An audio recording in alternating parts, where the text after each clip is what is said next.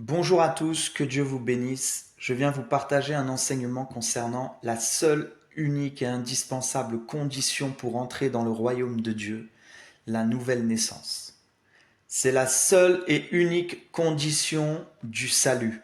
Malheureusement, beaucoup de gens se croient nés de nouveau alors qu'ils ne le sont pas. La nouvelle naissance, c'est la promesse que Dieu nous donne dans Ézéchiel 36 quand il dit « Je vous retirerai du milieu des nations, je vous rassemblerai, je répandrai sur vous des eaux pures et je vous purifierai de toutes vos souillures et de toutes vos idoles, et je mettrai en vous un cœur nouveau.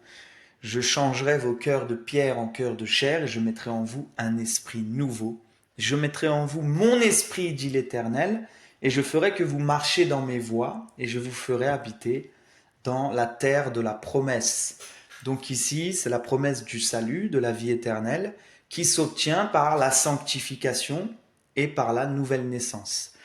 Malheureusement, beaucoup de gens croient que cette promesse se fait instantanément à la conversion, et donc ils pensent que lorsqu'ils reçoivent les arts de l'esprit, ils sont nés de nouveau. Et c'est une erreur terrible que font les croyants, sous l'influence bien sûr du diable, depuis des générations. Et de ce fait, ils se dirigent dans les souffrances éternelles à cause du manque de connaissance de la vérité. Le peuple périt parce qu'il lui manque la connaissance de la vérité, la connaissance de Dieu. Donc c'est terrible. Mais la nouvelle naissance, en réalité, est un processus. Un processus, c'est l'image d'une naissance. C'est l'image d'un bébé qui commence à sortir du ventre de sa mère jusqu'à ce qu'il soit totalement né. C'est l'image d'un accouchement. Voilà. C'est pour ça que Paul dit « Mes petits enfants, pour qui je souffre de nouveau les douleurs de l'enfantement, jusqu'à ce que Christ soit formé en vous. » Parce que c'est aussi l'image du Saint-Esprit qui va grandir en nous jusqu'à prendre toute la place. Et comme il y aurait énormément d'images symboliques et spirituelles à prendre pour enseigner cette chose, eh bien je vais prendre cette image. Lorsque nous venons à Christ et que nous nous convertissons et que nous croyons véritablement en lui et que nous décidons de le suivre sincèrement dans nos cœurs, il nous donne les arts de son esprit, c'est-à-dire qu'il nous donne le Saint-Esprit, mais sous l'aspect spirituel d'une petite semence. C'est le royaume de Dieu qui vient se former en nous. C'est Christ qui vient se former en nous. C'est Dieu qui vient se former en nous. Vous voyez ? Donc, cette image-là, de cette petite semence, c'est l'image d'un grain de moutarde qui va grandir. Vous voyez ? C'est l'image d'une levure qui va faire gonfler toute une pâte. Vous voyez ? Donc, c'est une petite semence qui va grandir et prendre toute la place si nous la cultivons. Donc, lorsque nous croyons en Christ, nous recevons une petite semence. Alors oui, il se passe un changement au niveau de l'entendement puisque nous recevons une ouverture d'esprit, un éclairage sur les choses de Dieu. Nous commençons à comprendre les choses de Dieu. Nous commençons à recevoir la loi spirituelle de Dieu dont nous n'avions pas conscience avant parce que nous étions morts. Voilà. Donc, oui, il se passe quelque chose. Et oui, nous avons, dès le début, par la foi, des délivrances, etc. Nous pouvons expérimenter des choses puissantes, etc. Oui, mais ce n'est pas encore la nouvelle naissance.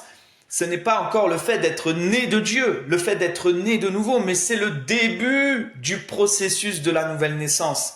Et ce processus, il a un commencement et une fin. Et cette fin-là, nous devons la vivre sur terre. Nous devons la vivre avant notre mort, si nous voulons être sauvés.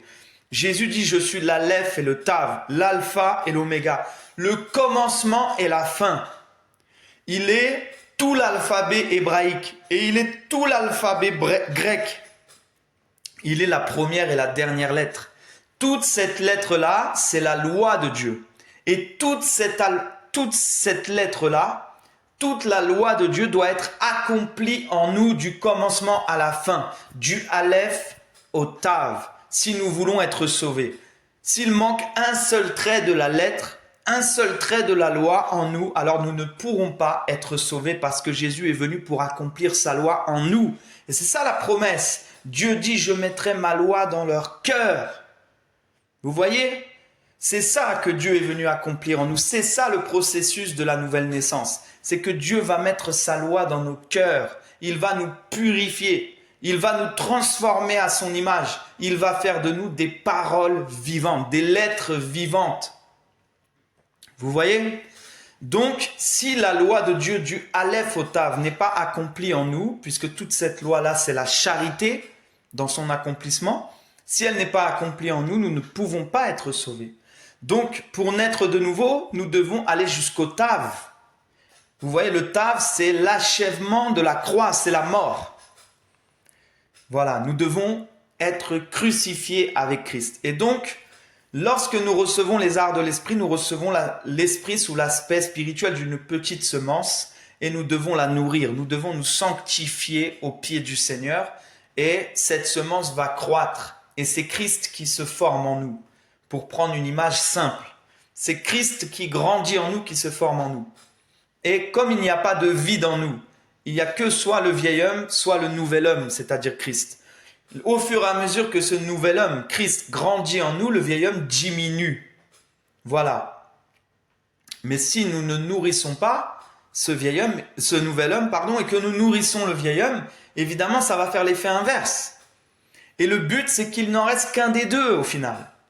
Que nous soyons remplis de toute la plénitude de Christ et non pas du vieil homme, évidemment. Mais dans tous les cas, il n'en restera qu'un des deux. Au final, il y en a un qui devra partir. Donc, le but, lorsque nous recevons les arts de l'esprit, cette petite semence, c'est qu'elle grandisse et qu'elle prenne toute la place en nous. Comme le dit Paul dans Éphésiens 3, afin que vous soyez remplis de toute la plénitude de Dieu. Or, à celui qui, par la puissance qui agit en nous, peut faire infiniment au-delà de tout ce que nous demandons et pensons, à lui soit la gloire. Donc, Dieu est capable de nous transformer à son image progressivement. C'est le processus de la nouvelle naissance. Et c'est seulement quand nous sommes remplis de toute la plénitude de Dieu que Dieu a accompli toute la lettre vivante du Aleph au Tav en nous, toute sa loi en nous, que nous sommes nés de nouveau. Voilà, la naissance est achevée. Nous sommes nés. Et c'est là que nous obtenons le salut. C'est là que nous pouvons entrer dans le royaume de Dieu. C'est là que nous pouvons avoir accès au Saint des Saints. C'est là que nous pouvons entrer dans le paradis de Dieu. C'est là que nous entrons dans la terre promise. C'est là que nous entrons dans le jour du Seigneur, dans le aujourd'hui de Dieu. C'est là que nous entrons dans le Shabbat de Dieu, le repos de Dieu. Là où ses commandements ne sont plus pénibles parce que le vieil homme est crucifié. Et le nouvel homme, créé à l'image de Dieu, dans la justice et la sainteté, est né, véritablement, totalement né. Il prend toute la place. C'est là que nous devenons de nouvelles créatures. Et à partir de là, toutes choses anciennes sont passées. On dit bien toutes choses. Il n'y a plus rien de l'ancien nous en nous. Il n'y a plus rien du malin en nous. Il n'y a plus la moindre ténèbre en nous. Nous sommes totalement lumière. C'est ici que nous sommes passés du royaume des ténèbres au royaume du Fils de Dieu, au royaume de lumière. C'est ici que nous devenons le sel de la terre. C'est ici que nous devenons la lumière du monde. Ici, il n'y a plus de mal en nous. Voilà. C'est ça la nouvelle naissance. Ici, nous ne pouvons plus tomber dans le péché. Sinon, c'est terminé parce que sinon, nous devrions crucifier une seconde fois Christ pour nous-mêmes, pour pouvoir avoir accès de nouveau à ce salut. Vous voyez? Donc, toute la marche pendant la sanctification, il est possible de tomber et de se relever parce que Dieu est bon, patient et miséricordieux. Mais lorsque nous sommes des disciples accomplis, nous ne pouvons plus tomber dans les convoitises. Sinon, nous sommes perdus. Et c'est un autre sujet, mais ça fait partie de ce sujet-là quand même. Donc, c'est important de le préciser. Si vous êtes encore appelé à la repentance quand vous tombez, c'est parce que vous n'êtes pas né de nouveau. Si vous avez encore du mal en vous, du péché en vous, c'est que vous n'êtes pas né de nouveau. C'est écrit, quiconque est né de Dieu ne pêche pas, et il ne peut pécher parce que la semence de Dieu habite pleinement en lui. Vous voyez? Jésus avait dit, vous aurez des tribulations dans le monde, mais prenez courage. j'ai vaincu le monde. Et on nous dit dans les épîtres de Jean que celui qui est né de Dieu a vaincu le monde, a remporté la victoire sur le monde. Vous voyez? Donc celui qui est né de Dieu a obtenu la victoire. Celui qui est né de Dieu a vaincu la chair et ses désirs. Il a vaincu le diable, il a vaincu le péché, il a vaincu le monde. Dans Apocalypse 21, au verset 6 et 7, on nous dit, Jésus dit, ça y est, tout est accompli. Je suis l'Aleph et le Tav, ou l'Alpha et l'Oméga. Ça veut dire tout est accompli. J'ai accompli la loi du Aleph au Tav. Celui qui a soif, qu'il vienne et je lui donnerai de l'eau vive. Je lui donnerai de l'eau gratuitement. Et ensuite il dit au verset 7, celui qui vaincra héritera toutes choses. Je serai son Dieu et il sera mon fils. Donc nous avons accès à la parole de Dieu, à la source d'eau vive, à la révélation de Dieu. Et Jésus, par cette révélation, par cette parole, par l'écoute et la mise en pratique de sa véritable parole, veut accomplir en nous toute la loi du Aleph au Tav. Et il a déjà fait tout ce qu'il fallait pour que ça puisse être possible et que maintenant nous puissions avoir accès à cela par la foi. Et il dit, celui qui vaincra sera mon fils. Je serai son Dieu, il sera mon fils. Celui qui vaincra, il sera mon fils. Vous voyez? Et Jean nous dit dans ses épîtres, celui qui est né de Dieu a vaincu le monde. Vous voyez? Donc il a remporté la victoire.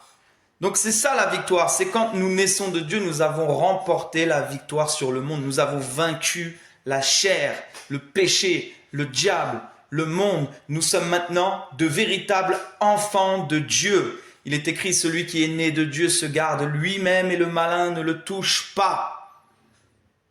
Vous voyez? Nous sommes passés ici de la mort à la vie, d'enfants du diable à enfants de Dieu, car quiconque pêche est du diable, mais celui qui est né de Dieu ne pêche pas. Donc, en attendant, nous sommes dans ce processus de sanctification, de nouvelle naissance, pour devenir enfants de Dieu. Il dit, ceux qui l'ont reçu, ceux qui croient en son nom, il leur a donné le pouvoir pour devenir enfants de Dieu. Donc Dieu donne le pouvoir, il ne donne pas le fait d'être enfant de Dieu, mais le pouvoir pour devenir enfant de Dieu. Donc quand nous recevons les arts de l'esprit lors de la conversion, c'est pour que par la foi et par cet esprit, nous puissions devenir enfants de Dieu en remportant la victoire. Donc nous devons nous sanctifier dans la présence de Dieu pendant un moment, pendant un long moment, parce que c'est un processus. Et c'est pendant ce processus de sanctification que Dieu va accomplir en nous sa loi. C'est Dieu qui le fait par sa grâce.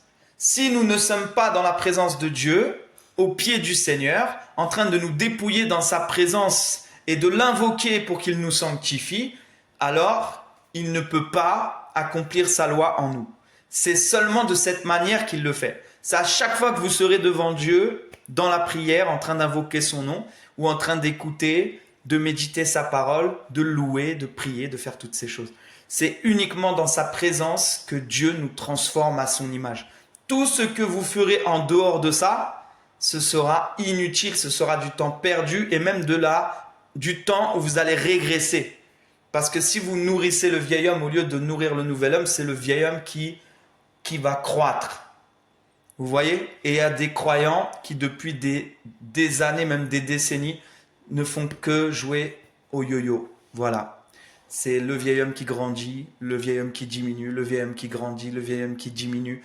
De ce fait, ils sont dans la tiédeur. Et ceux qui sont tièdes, Dieu finira par les vomir malheureusement. Et c'est comme ça que le peuple périt depuis des générations, à cause du manque de connaissances, parce qu'il ne comprend pas qu'il doit aller du Aleph au Tav, qu'il y a un commencement et une fin. On nous dit, ayant donc de telles promesses, bien-aimés, ayant donc de telles promesses, purifions-nous de toute souillure de la chair et de l'esprit, achevant notre sanctification dans la crainte de Dieu. Et par rapport à quelle promesse on nous dit cela? Par rapport à la promesse de devenir enfant de Dieu. Dieu dit, sortez du milieu d'eux, ne touchez à rien de souillé, je vous recueillerai, je vous serai pour père, vous me serez pour fils et pour fille. Ayant donc bien aimé de telles promesses, purifions-nous de toute souillure de la chair et de l'esprit, achevant notre sanctification dans la crainte de Dieu. On nous parle donc d'une sanctification progressive. Purifions-nous de toute souillure de la chair et de l'esprit. C'est la promesse que Dieu avait faite dans Ézéchiel 36. Je répandrai sur eux des eaux pures et je les purifierai de toute leur souillure et de toutes leurs idoles. Vous voyez, Dieu veut se faire un peuple saint. Tout ce que nous avons à faire pour que Dieu puisse nous sanctifier, nous transformer à son image, c'est d'être disponible pour lui. C'est d'être livré à Dieu pour qu'il puisse le faire en nous, tout simplement. Et cela est possible par la foi. Voilà, c'est par la foi qu'on abandonne tout, qu'on fait confiance à Dieu, qu'on ne s'inquiète de rien, qu'on va dans sa présence, à ses pieds, qu'on se dépouille devant lui et qu'on l'invoque pour qu'il nous transforme à son image progressivement jusqu'à ce que nous atteignions la nouvelle naissance. Et je peux témoigner de cela parce que j'ai atteint par la grâce de Dieu la nouvelle naissance. J'ai pu parvenir au Saint des Saints, au royaume de Dieu, au paradis de Dieu. Et maintenant, le Seigneur me demande d'enseigner le chemin pour que ceux qui veulent être sauvés puissent le suivre. Et malheureusement, comme dans toutes les générations bibliques, il y a beaucoup d'appelés mais peu d'élus. Peu de gens qui seront sauvés. Voilà, c'est un résumé de la doctrine de Christ. C'est un résumé de ce qu'est la véritable nouvelle naissance. Celui qui est né de l'Esprit, quiconque est né de l'Esprit est comme le vent. On ne sait pas d'où il vient ni où il va. Vous voyez, même lui ne sait pas ce qu'il va dire. Je vous le dis. Je ne sais jamais ce que je vais dire. Je ne sais jamais à quelle heure je vais me coucher, à quelle heure je vais me lever, à quelle heure je vais manger, à quelle heure je vais faire telle ou telle chose. Et je ne sais pas à l'avance ce que je vais dire. Parce que quand on est né de nouveau, on est comme le vent, on est imprévisible. Et Jésus ne dit pas qu'il en est ainsi de quelques personnes, mais de tout homme qui est né de l'Esprit. De la même manière qu'il ne dit pas quelques personnes qui sont nées de Dieu ne pêchent pas, mais quiconque est né de Dieu ne pêche pas et il ne peut pécher parce que la semence de Dieu demeure en lui.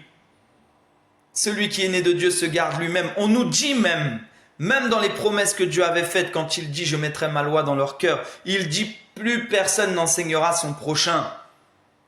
Plus personne n'enseignera son frère parce que ils seront directement enseignés de Dieu.